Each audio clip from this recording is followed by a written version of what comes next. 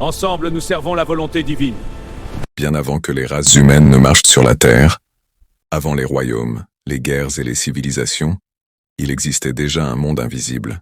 Dans le silence de l'éternité, Dieu créa d'abord des êtres faits de lumière, les anges. Ils ne connaissaient ni la désobéissance ni l'orgueil. Ils glorifiaient sans cesse leur Créateur.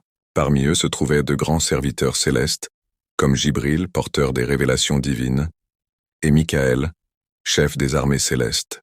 Mais l'histoire ne s'arrête pas là. Selon le Coran, Dieu créa ensuite une autre race, les djinns. Ils étaient faits d'un feu sans fumée. Contrairement aux anges, ils avaient le libre arbitre. Ils pouvaient choisir entre l'obéissance et la rébellion. Parmi eux se trouvait un être puissant et orgueilleux, Iblis. Puis vint le moment décisif. Dieu façonna un être nouveau, à partir d'argile ou de poussière selon les traditions, Adam. Un être fragile, mais porteur d'un savoir et d'une mission. Dieu ordonna aux anges de se prosterner devant Adam, en signe de respect pour la sagesse divine. Tous obéirent, sauf un. Iblis refusa.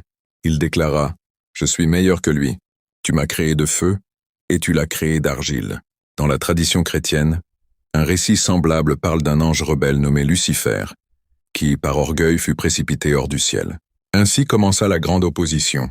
Avant même l'existence des nations humaines, un conflit invisible était déjà né, celui de l'orgueil contre l'humilité, de la désobéissance contre la soumission.